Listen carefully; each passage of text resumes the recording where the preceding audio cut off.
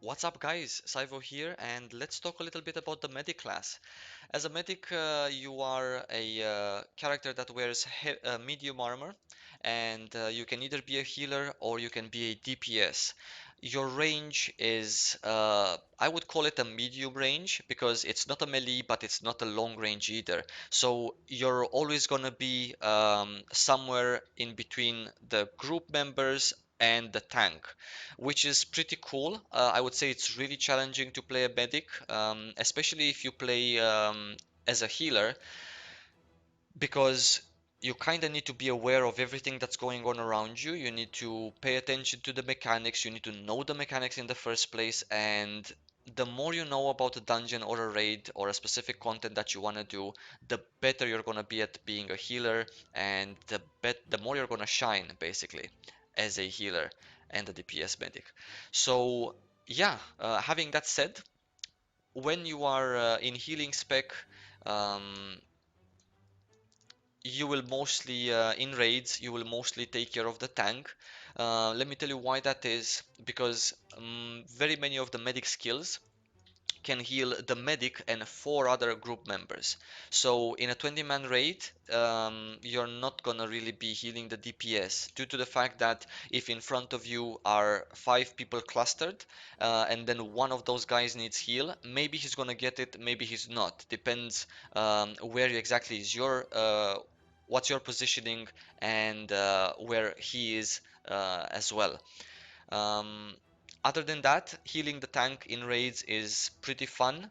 Um, you feel really empowered while doing so, and they are really, really strong healers. So that I can tell you for sure.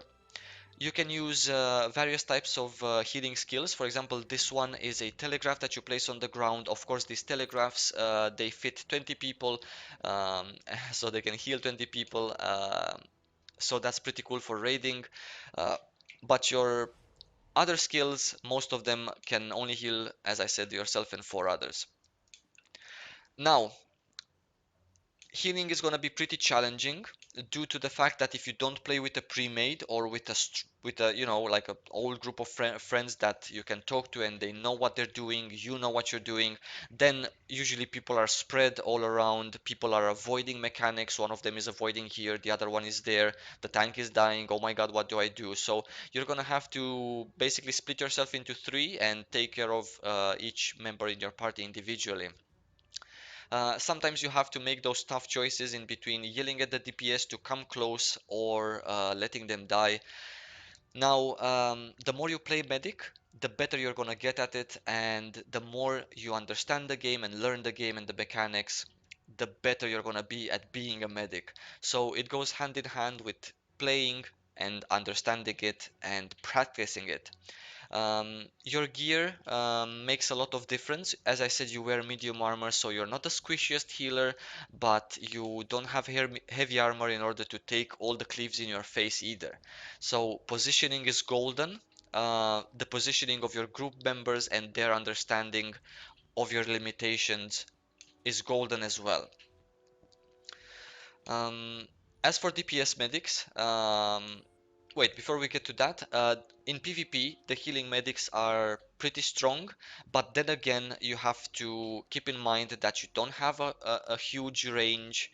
So that means when you're doing 10v10, you're gonna have to be there with your melee DPS, or if you're going with a pre-made, then you're just gonna basically heal the ranged ones, and the ranged healers are gonna be healing the melee DPS that are fighting.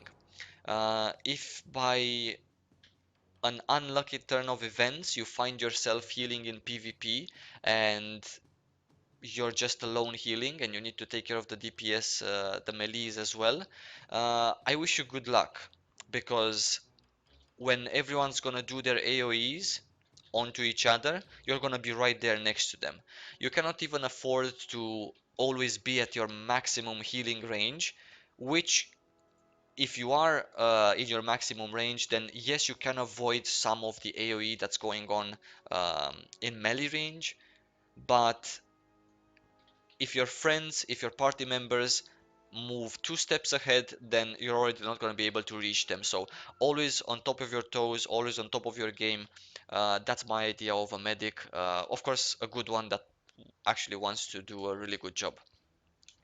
As for DPS, medics are really cool in this patch. They do a lot of AoE DPS and they do a substantial amount of single target DPS. I wouldn't position them as number one DPS in the game as of now, but I would definitely position them in a top three. So no worries about that. You can be really competitive.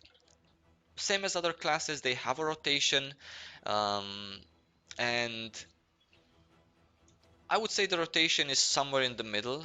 It's not the easiest rotation to pull out because you kind of need to pay attention to where you stand with your actuators, and you have to pay attention to your cooldowns and pop some of them as soon as they come available.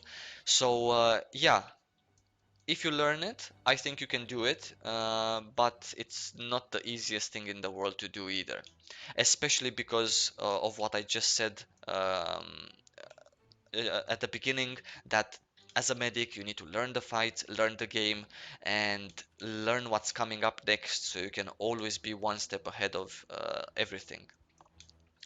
In PvP as a DPS, they are really cool. Everyone wants a medic in PvP as a DPS. They do lots of damage and they are really cool, especially for 10v10s. Now, if you're a beginner to healing and you want to try healing in Wildstar, I do recommend medics, but I think that if you're a total beginner, you should, I don't know, try out an Esper or something. Medics, at the end of the day, I would call them a little bit more advanced healing classes due to the fact uh, that you need to first know the game and what's coming for you and who you're playing with, and after that, you can be just awesome. Having that said, guys, um, one more important thing I almost forgot.